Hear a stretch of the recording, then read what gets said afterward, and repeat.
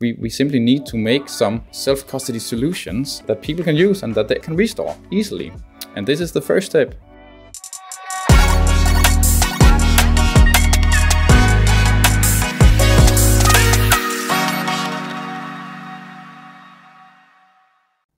Hi, you're listening to Stephan Livera podcast, a show about Bitcoin and Austrian economics brought to you by swan.com.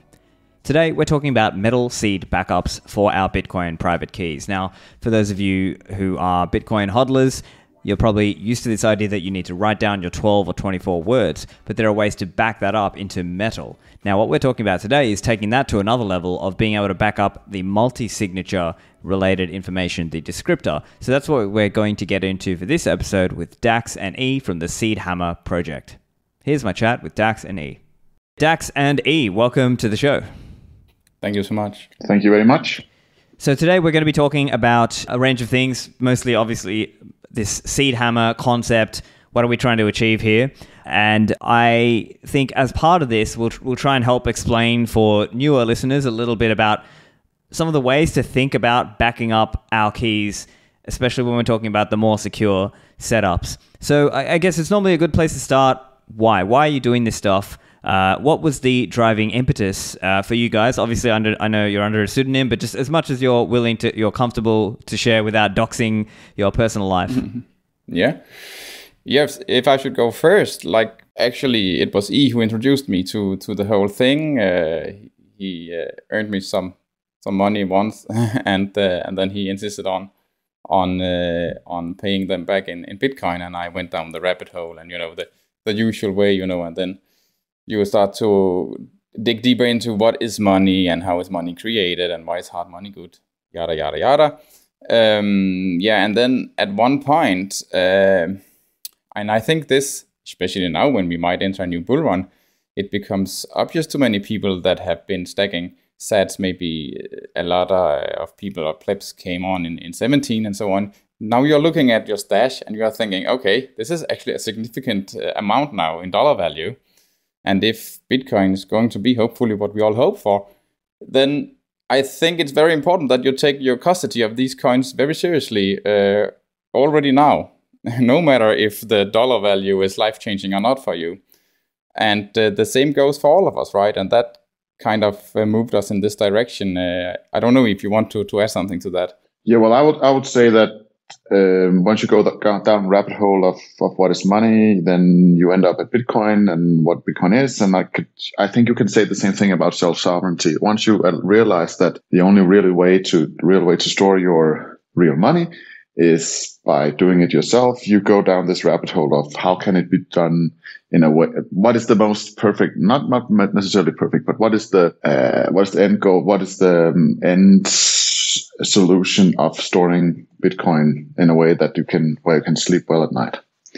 And I think we both ended up at steel plates. And steel plates have this, they are very durable and they're hard to lose and so on, but they're very difficult to inscribe on by hand. And especially if you want some kind of a kind of setup where you can lose some of the plates, the usual 2 of 3 or 3 of 5 or something like that. Yeah.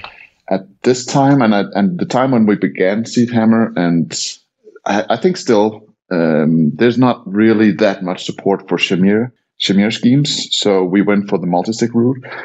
And as you know, multisig has the problem that you need to also keep your descriptor very almost as good, well kept. And we'll explain some of these terms, but go on. Yeah.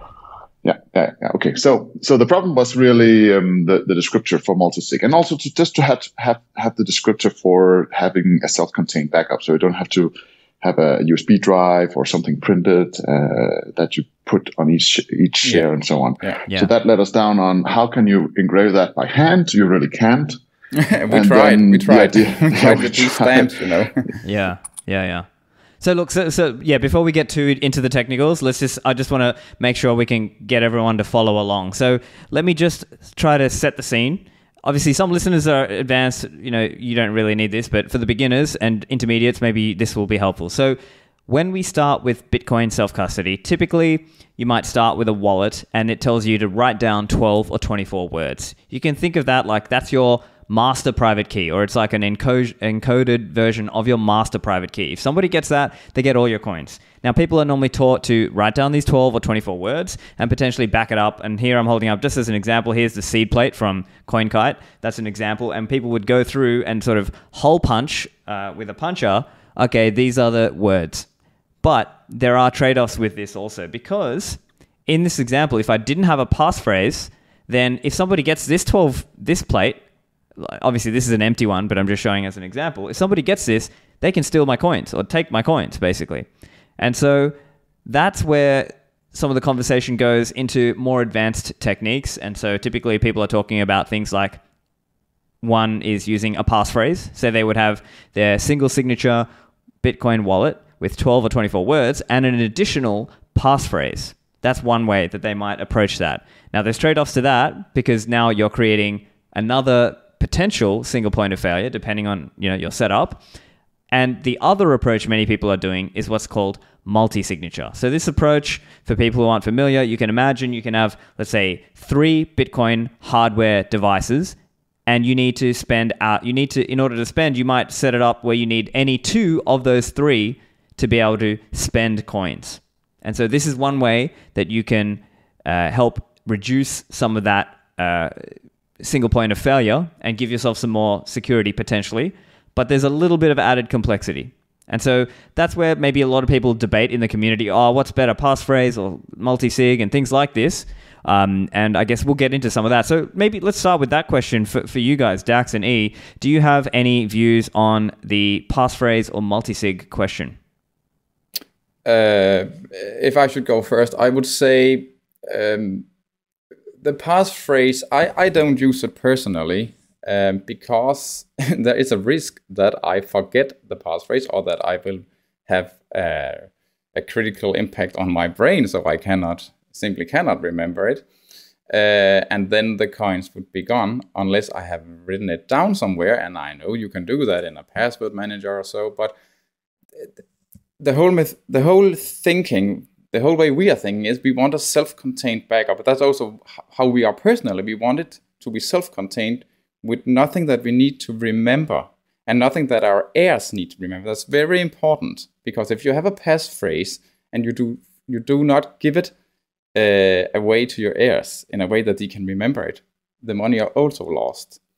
Where in multisig, without passphrase, you can combine those two, but without, you have a much more physical setup. You can tell or instruct your heirs to where the actual steel plates are hidden. And that's it, especially with our system. We can get back to that later.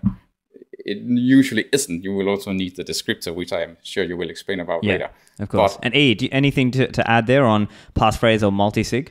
I'm pretty much on the same page. If you have 2 parts of your seed, the BIP39 mnemonic, the seed words, and you have a passphrase, that's to me, that's a 2 of 2 setup.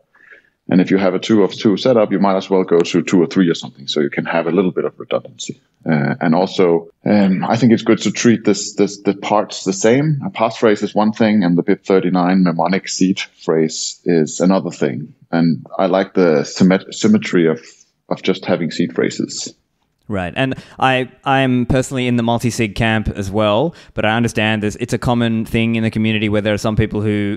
and maybe there's not like one size fits all, for everybody, because it sort of does depend on practically how you use Bitcoin and what you're doing with that. Which wallet you're talking about? Is it your lukewarm? Is it your deep cold storage? What is it? Correct, right. And so I think for the sake of your deep cold multi-sig, so this is coins that you rarely ever access, you're planning to sort of pass it on, pass them on, or even if you do spend, you very rarely would use this, like in terms of spending. Like it might be like once a year, once every few years that you actually plan to spend out of this setup. That's where I think multi-signature is a superior solution, but you do need to be careful about how you back this up. So let's get into that and explain this. So as you mentioned, there's this concept known as a descriptor.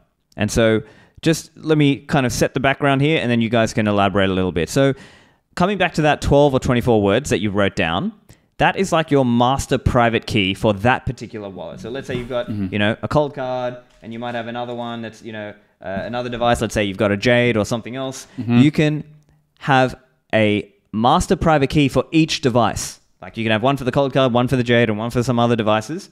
And then out of that, you can take what's called the master public key for each of those devices. And you can think of it like multi-sig is kind of like we're sort of combining, or we're creating a script that requires, 2 of 3 or 3 of 5 or some quorum that you've set up. And what we can do is we can represent sort of like a map for those. Let's say you've got a 2 of 3 setup. You can have those 3 master public keys, and they are represented in the descriptor. And there's a little bit more than that. There's things like script type and derivation path and a few other technical details. But the short version of it is the descriptor, your output descriptor, or some people call it like your account map.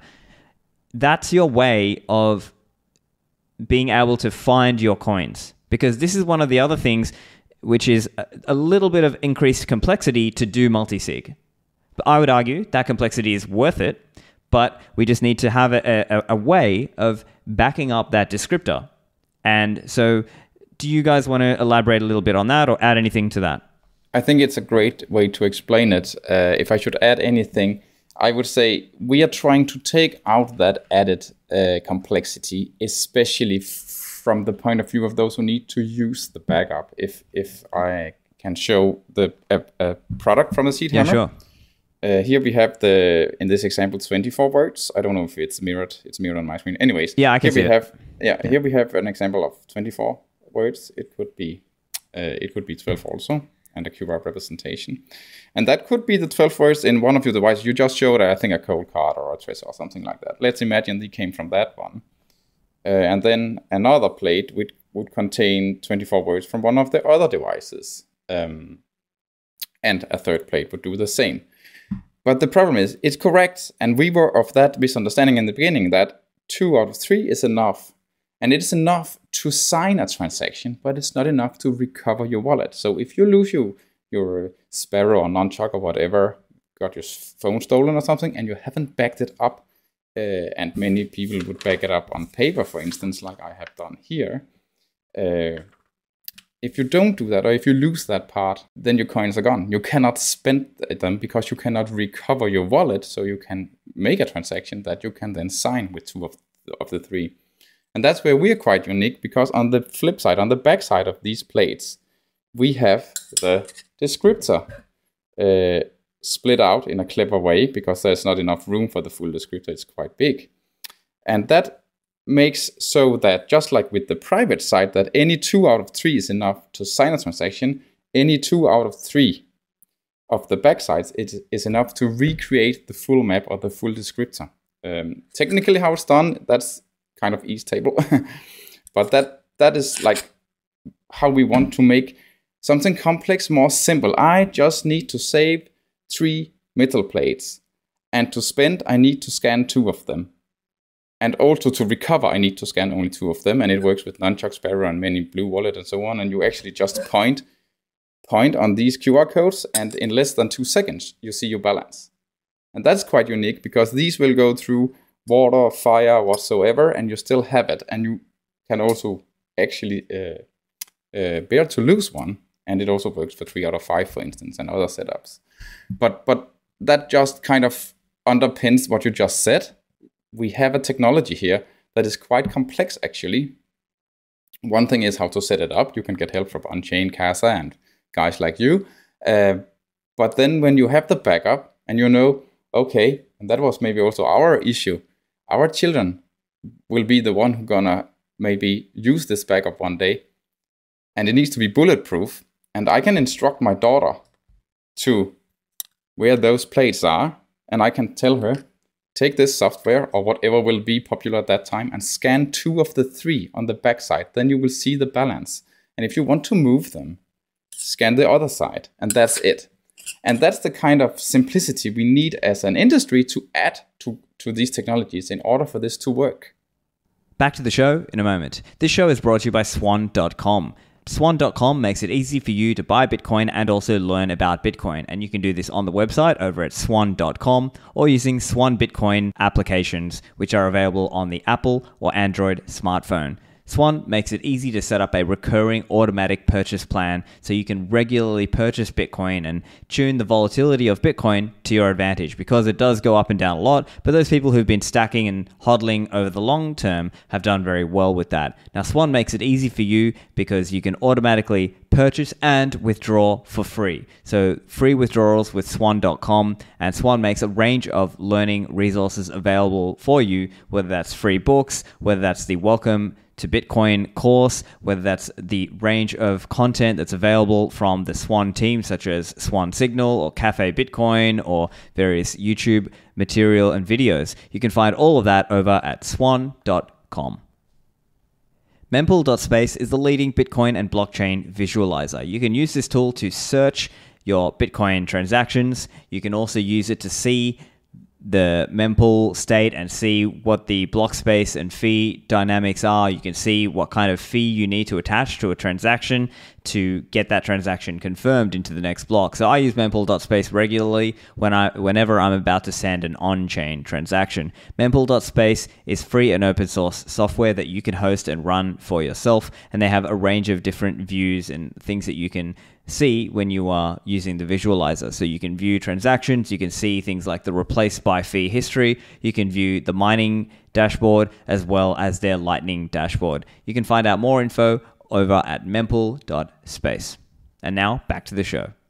Great. So that's a little bit of a walkthrough of the, let's call it the multi-sig backup approach with steel plates. So that's really what SeedHammer is making it easy for people to do. Though I guess in practice, I mean, you don't have to use that. Like if you are just using single signature, you could theoretically just do the one thing with the seed punching in an automated machine. But that's kind of high level for people to understand what's going on here. So we can think of this, and it has multiple applications, right? So let's talk a little bit about who might use this or who might need this, right? It's not just your son or daughter or your children. It could be useful in a business context. It could be useful in the context of maybe you need to write instructions for your lawyer in relation to your will and your estate planning. There are different contexts of what you would use these steel plates for, and they will be stored in different locations. So as an example, maybe you might have one at your home, one at a private vault, another in another hidden location, maybe a family member or another private vault. So this way you are distributing the location of these keys and of the backup information. Yes, and you could even, if you don't care about KYC and AML, which this can be KYC and AML free, our solution, but if you want, you can have one part stored with on-chain or KSA or some other custodial service. Gotcha. And so just to spell that out, could you just walk us through as an example? So let me just kind of spell out how I'm seeing it, and then you just elaborate a little bit on that process. So as I'm understanding, this user, let's say this person is a little more tech savvy, they know what they're doing, they want to set up 2 or 3 multi-sig, and they go to Sparrow or Spectre or Nunchuck, one of these coordinating client softwares that can create a multi-signature wallet. We generate the master public keys, and then they are able to use the SeedHammer software and connect that with a automatic metal punching device. Mm-hmm. Yep. And then that is what creates those 3 metal plates that you just demonstrated for us. And then that in turn is what the user is he has to write some instructions for his heirs or the lawyer, the estate planning people, whoever it is. They have to leave those instructions there, but at least it's going to be in a standardized format that's, let's say, ideally easy to recover 10 years from now, 20 years from now, 30 years from now, whatever it is.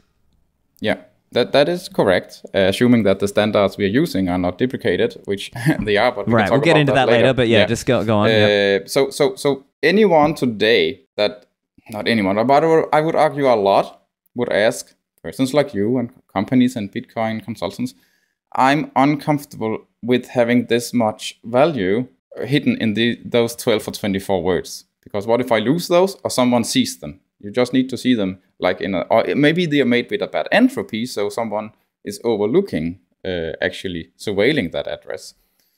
And then you move to multisig. And right now, as it is today, it might be a goal in the future, but today SeedHammer does not help people create their their multisig wallets.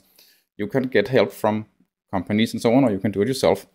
But you would always end up with someone telling you, or some procedure telling you, you need to save your descriptor. It is so important to save this descriptor. Save it with each share, even though if you punch it on metal and you have like 3 different metal plates, then have a paper like this stored with each of those. What if the all are into a fire? Then you should also have it digitally stored in the cloud, and so on and so forth. For us, that's just not good enough. We want to be paranoid. We want to be, let's say that we are locked out of our cloud service and all the 3 plates, it would never happen probably, but if they were into a fire, then the paper would be gone and so on. But it's correct. We then go in and we are a tool, a big machine. I have it right here. It's quite heavy. The SeedHammer machine is like a needler that hammers into the plate, and you feed it with a Raspberry Pi Zero, air-gapped Raspberry Pi Zero, where you actually start by scanning the descriptor. So our open source software knows, okay, this is the wallet. This is how it's constructed, as you said. We have all the information about the 3 shares, script type, and so on and so forth.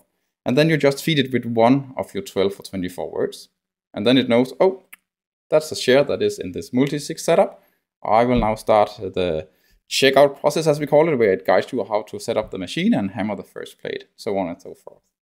And you talked a little bit about businesses too, and I would like to elaborate a bit about that.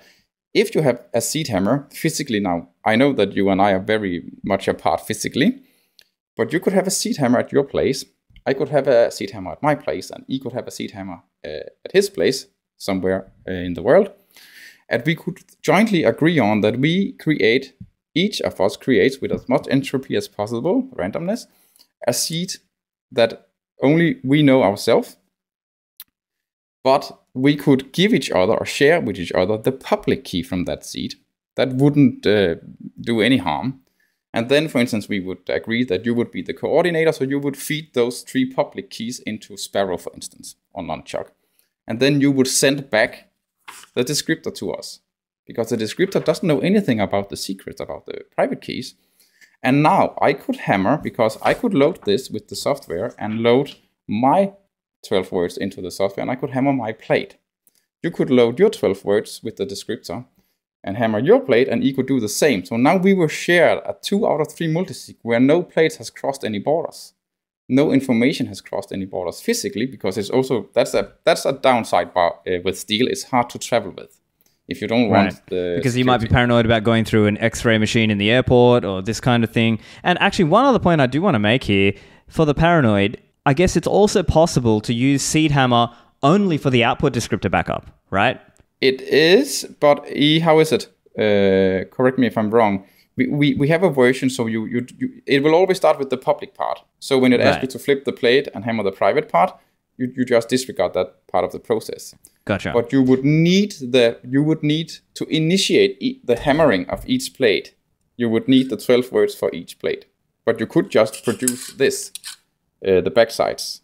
Yeah. Right, that's what I'm getting at, because I guess for the paranoid, they may not want to ingest the private key into the SeedHammer device, and they might want to think of it like, oh, I just want to have my separate 12 or 24 word backup for the private key and use the SeedHammer component only for the descriptor backup, only for the multisig component of that. Is that possible? I don't think it's possible today, is it, E? No. Okay, gotcha. Because of the workflow. Gotcha. I guess we should add that this descriptor. What's the reason we could put that descriptor at each plate? What is the reason that the descriptor is less dangerous than the seed is? That you need the descriptor to see your wallet balance, but crucially to sign your transactions. But if anyone gets hold of your descriptor, it's only a privacy leak. They can see how much you have. Right, but they cannot spend knowing only the descriptor.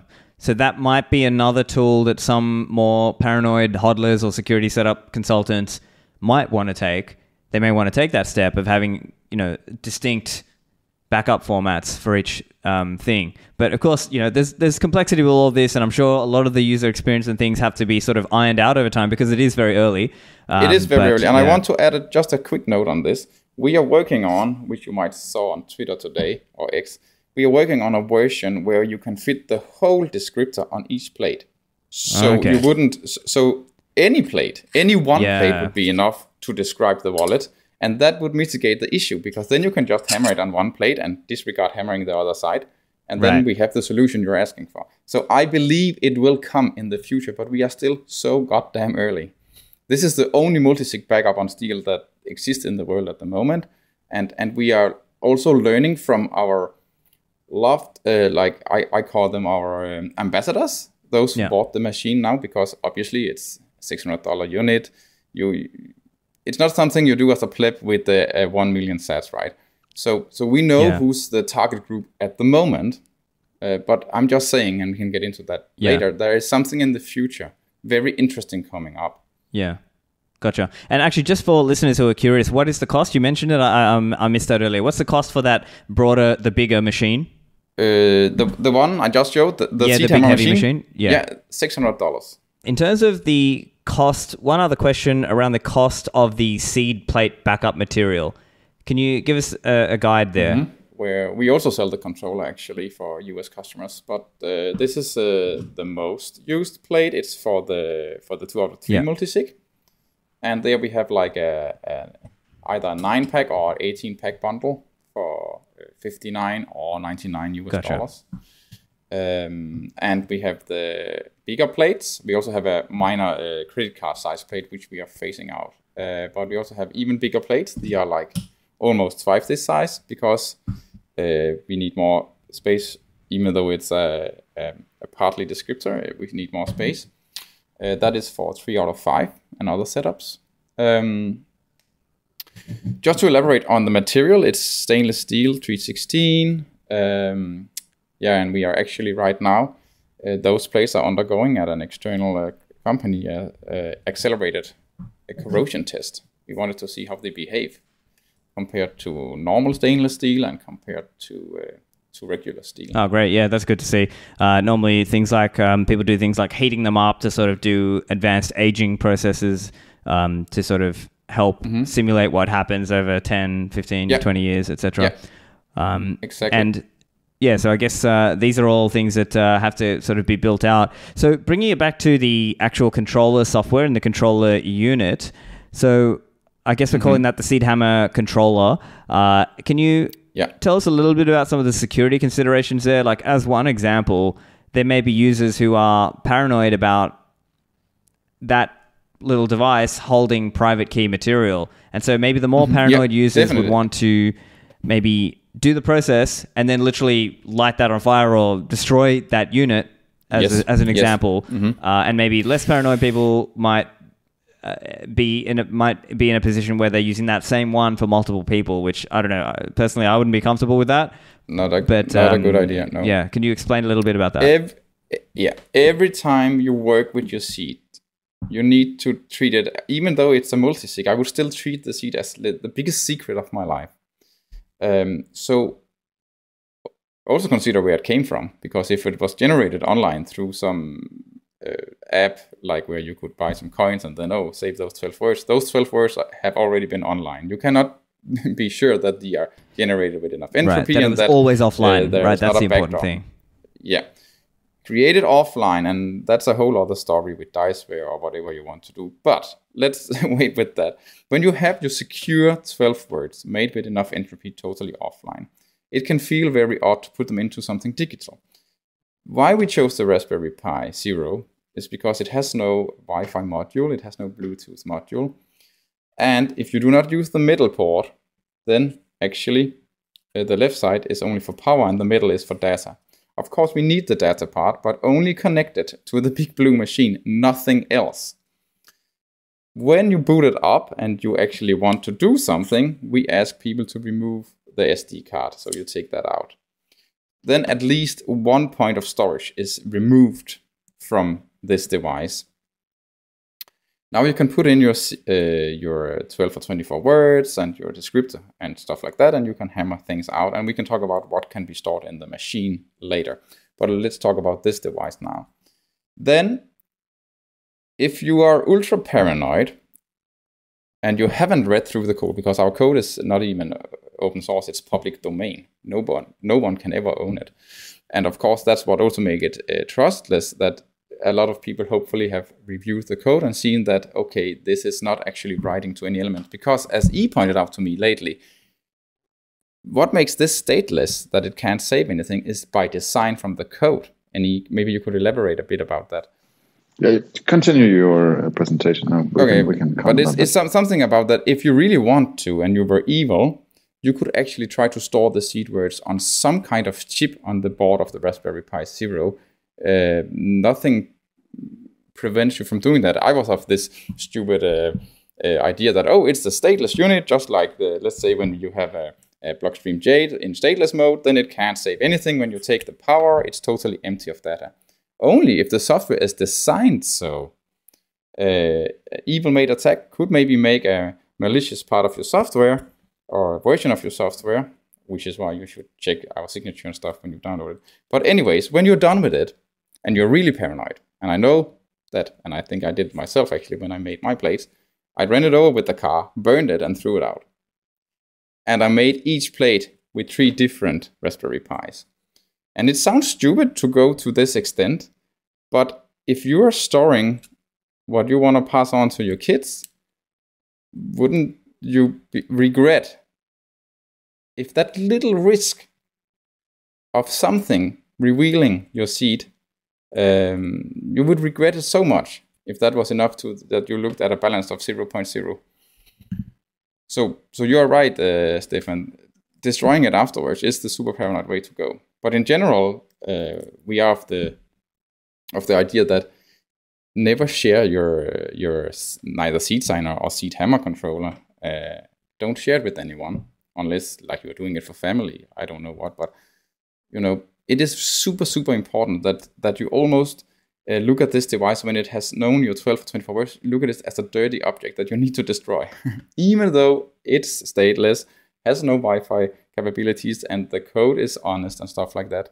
Just to be on the safe side. Sleep well at night. Got it. E, anything to elaborate on that there? Yeah, it's just the question of hardware, what's in the hardware. It's very difficult. I would say impossible to say what is in hardware and what can be stored and what cannot be stored. And I think the only realistic thing you can audit is the source code. And the second, a kind of defense in depth with respect to hardware is what SeedHammer did, and we are also doing is to allow your Bitcoin software to run on common hardware, because it's much more difficult to make a backdoor specific for Bitcoin software in hardware that is sold in the hundreds of thousands or millions.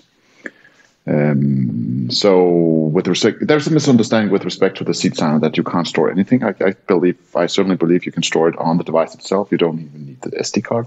The security from a device such as the SeedHammer or our controller is that you can buy it from off-the-shelf parts. That's the added layer of security. Yeah, I see. Okay, and so let's talk a little bit about some of the other security vulnerabilities of using SeedHammer. Now, there is a blog post, so listeners, I'll put that in the show notes also, the attack vectors. So let's talk through a little bit just at a high level. Can you explain some of the vulnerabilities of SeedHammer or the potential vulnerabilities that a user would have to think about? We know our shortcomings. There was the sound at the beginning, the very first iteration. You could actually listen to the words, how they were hammered. Because when you deformate metal, you make a lot of energy, or you release a lot of energy, which just comes out as sound here and deformation in the metal. That one we mitigated. E figured out a way to both produce QR codes and words and letters that no matter the length of whatever you are hammering, sounds exactly the same. And we analyzed the sound profiles, and they are on the millisecond the same. So in that way, for now, we have mitigated that part. But still, even though it's an old industrial tech machine off the shelf and you can buy it yourself, you don't have to buy it from us. And it only has a USB connector in the back. How do you know? How do you, as an ordinary pleb, or even more than a pleb, how do you know, even though you can take off the top plate and look down, how do you know that nothing is stored in it? Because it has to hammer your words. So it will, at some point, in some stupid way, have the instructions, even though it's just instructions how to move X, Y on a plate. things are sent to the machine, and there's no really good answer at the moment other than destroying it. I think that's the best. We are trying to mitigate it. We are trying to find a solution where you can totally trustlessly have a SeedHammer solution where we mitigate this, but it's still work in progress. And we know that's one of the shortcomings. I know now we are in the very, very, very paranoid part of the scale. A lot of people make their seeds on hardware specific or Bitcoin specific hardware that I would argue is even more dangerous, maybe. That would be an attack point, where an old industrial machine made for making nameplates for cars and forklifts and the very non-Bitcoin specific product is not the biggest threat, but it's still, if you are super paranoid to the extent that we want to go, we know that is a risk. And we right now are annoyed with the fact that when people ask us, how do I audit the inside of the machine? We are like, it's pretty damn hard. What I can say is you can find the manufacturer online. You can try to write them and say you want the version with Bluetooth or Wi-Fi and you want the version with memory. And you would say we cannot deliver that because it doesn't exist. But that's kind of the best answer right now. I see. Any other vulnerabilities to discuss? I see from the blog post you've got a few others here: radio waves, electromagnetic noise, and data exfiltration. So do you want to just elaborate on any of those? Yeah, so I will let E do that. The electromagnetic noise is the same thing that with the noise of the machine itself. It's pretty noisy when it's engraving. And as Dax said, we had to, or I created, we engraved the private part, the words and the QR code in a way that it engraves for exactly the same amount of time in exactly the same pattern for any seed. So you can't just from the sound extract what is being written on the plate. You can do that for the Descriptor side, but that's less of a problem because it's public. It's it's not public, but you can't really run away with someone who's listening to your device. Then you can only see what the balance is, which is less of a risk. But with respect to electromagnetic radiation, there's a possibility. We haven't tried it, but there's a possibility that the stepper motors that control the position of the engraving needle head, and of course the needle itself, they're pretty noisy, but they also emit electromagnetic radiation. That, at least in theory, if you were able to capture that nearby, then you could, in theory, deduce what the movements of the stepper motors were. I see. Yeah. Back to the show in a moment. When it comes to securing our Bitcoin, we need hardware that can help us hold our private keys. And CoinKite.com make a range of hardware that we can use. They make the devices like the cold card, the tap signer, and various other devices and accessories such as metal seed backup plates, which we're talking about in this episode. So you can get a hole punch and you can punch in to that metal seed plate, which is your 12 or 24 word backup. Over at CoinKite, they take a real focus on security and they are often feature leading. They were the first to implement PSBT, partially signed Bitcoin transactions. They have a range of features and support on their devices. So with the cold card, you have a range of security features. You have things like a Duress pin. You have a BrickMe pin, a pin that bricks the device. You can have a standard single signature setup. You can use it with passphrases. You can use it as part of multi-sig. It's just a very versatile device that you can use in a range of configurations. So if you want to get your cold card, go to coinkite.com, use code Livera for a discount on your cold cards. And now back to the show. Yeah, so certainly there are some trade-offs here. There are some aspects to be considered about, how much extra risk is that person taking on by using a SeedHammer as opposed to just keeping it all paper, but in a harder to manipulate or use format, let's say. And yeah, maybe for some users it's just beyond the pale, or it's too far for them, or maybe it's more like they would be interested in SeedHammer for the output descriptor part only, and not for the private key backup part. And maybe it would be sort of like using it only for the public key parts. So I guess that's how I'm seeing it. I would like to point out one thing, though. No matter if you are a hardware wallet like advocate or not, if you produce, no matter if it's with the SeedHammer or it's the Steel QR, that's another product, we are not affiliated with it. But when you have your QR on steel, it gives this added benefit of having stateless signers.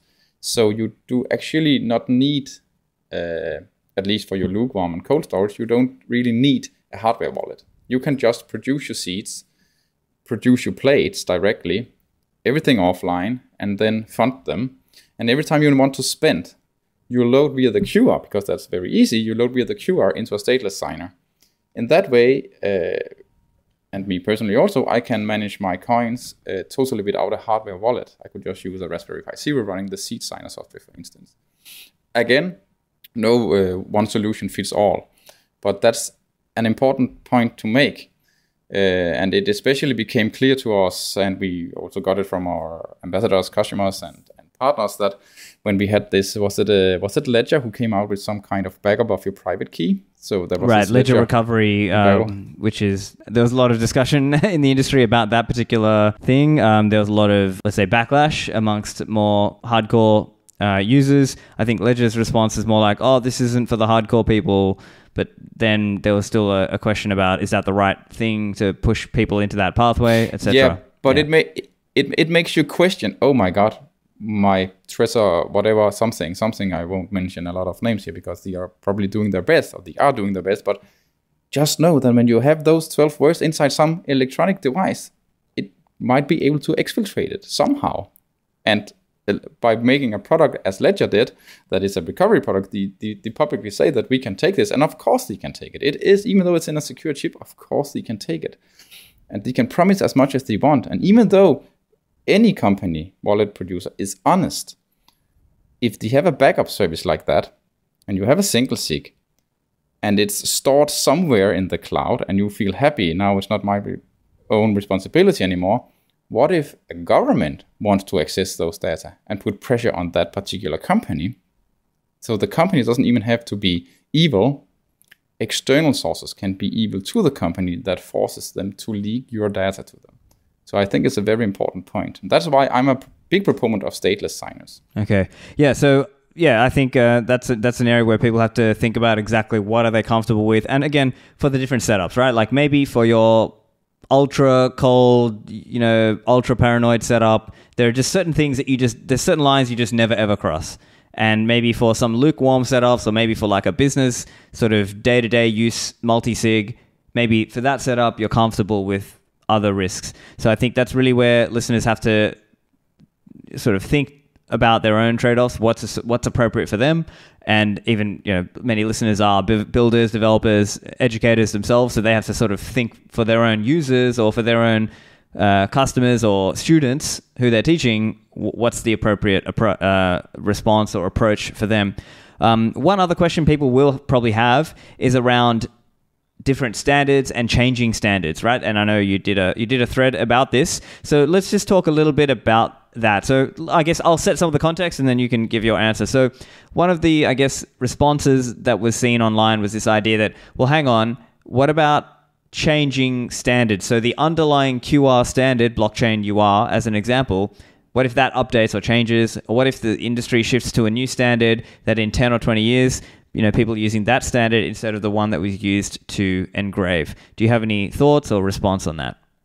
Yeah, so the calming response to that is that there will be even with a very sudden shift, let's say every wallet software suddenly doesn't support this standard that we are engraving with today, you will always be able to, not always, but for quite some time, years, be able to download an older version that can restore your descriptor or read your seed. So that's the calming response. But there is a risk that, well, not risk, but there is an annoyance or an inconvenience in the sense that the plates may last for many, many years, but the standards, because the software community is still very young, the standards that we use to engrave the descriptors to all the data with go out of fashion or at some point becomes unsupported. So that's I would say it's an inconvenience because I don't see any point unless you're cryogenically frozen for 100 years and wake up and you have to restore your plates or something.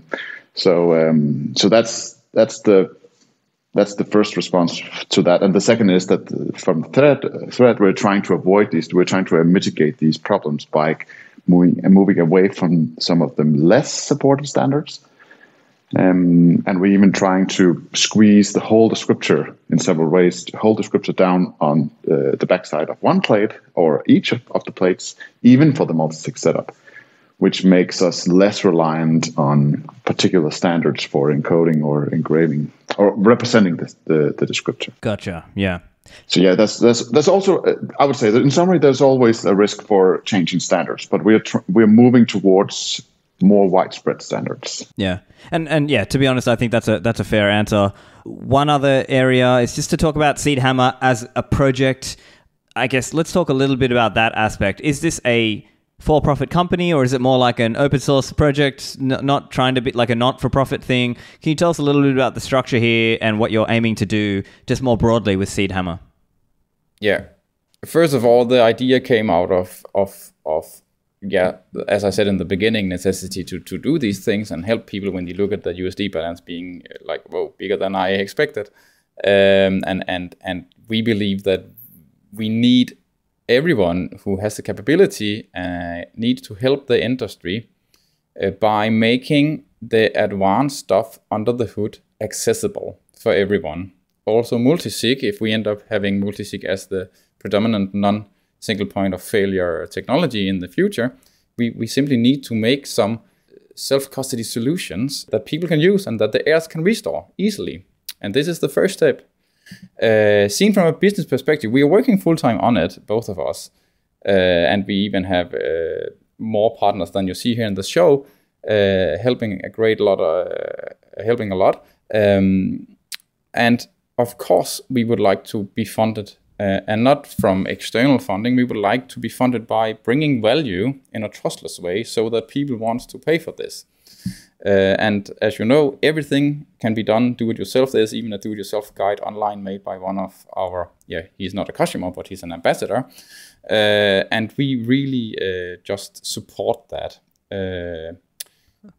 But we see that we are, from a business perspective, we reach the goal when we have a solution, when we can provide a solution where the only thing you pay for in our pocket is that we can sustain the software, of course, but also that we provide an easier way to get started. So instead of having to buy everything on 5 different stores online and waiting for 2 months for things to be delivered from I don't know where, that you have one single shop where you can buy or choose to buy the parts you want to buy from us. And you can maybe assemble some of the electronics yourself and stuff like that. Or you just want the casing from us or whatsoever. Like, that's the end goal, to be able to make a trustless experience. And every time we put something in a cardboard box and ships it to someone, then we must have added value, and we would like to take a little profit for that. Not that there's anything wrong with profit, of course. No, there is not. But so we don't know where this will go eventually. Of course, we hope that people will buy SeedHammers in the thousands. But we also know, besides the security issues that we are trying to mitigate at the moment, price is also a very big player in this game. And if we want to onboard every pleb out there, we need to get the price point significantly down. And we're also working to mitigate that. But again, it's all work in process.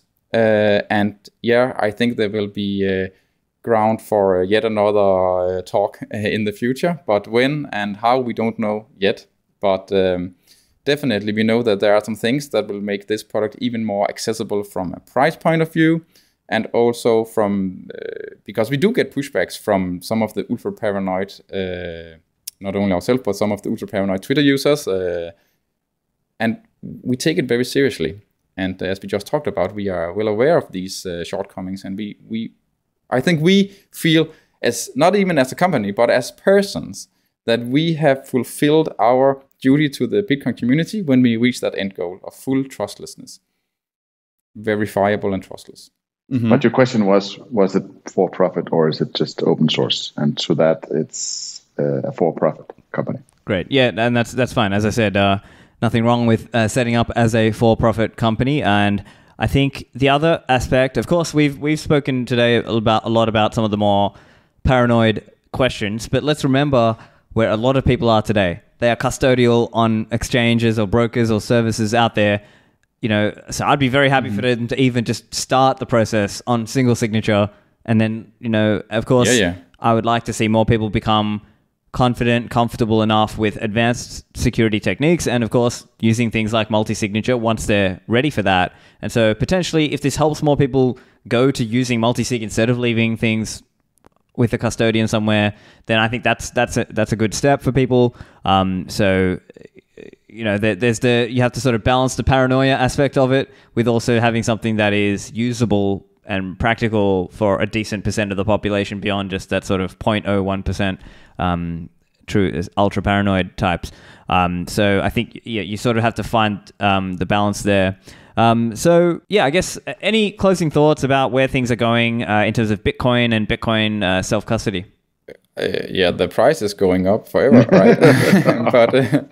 but for the self-custody part, I do believe that honestly, for just if you have a single sig, then we need to teach people something about entropy, how to make a secure 12 words or 24 words. That's very important. We just saw recently a guy losing 140 coins, even though he was a Bitcoin teacher almost or something like that. A good guy, by the way. But having those stamps and a hammer, there are many, many great solutions out there. That is a very good beginning to get those seeds created safely with a lot of randomness and put down on steel. And never let these seeds touch the internet anyhow. But I also see solutions like ours, maybe not in 1 or 2 years, but maybe in 5 or 10 years range, become more both accessible price-wise, but also more normal. That you have some kind of equipment that is, because the industry will develop and evolve, will be more than secure enough for people to back up their because you can look at this as a gold bar basically. It's just a gold bar made of steel, right? And I think there will always be two camps. Those who want not to have the responsibility for their own stash and they will use services. Those who want a middle part where they hold something and a service hold one part. And then those who want to be totally AML KYC free and be totally self-sovereign. Yeah. So those 2-3 aspects I think will always be there. But I think it will evolve a lot. Great. Well, I think that's a great spot to leave it there. So listeners, I'll put the show notes links, but SeedHammer.com is the main one. Dax and E, thank you for joining me today. And let's see what happens with this project. Thank you very much. Thank you very much. Thanks for having us on. Yeah. So if you enjoyed the show and you learned something, make sure give us a thumbs up. Make sure you share the show with your family and friends, and I'll see you in the Citadels.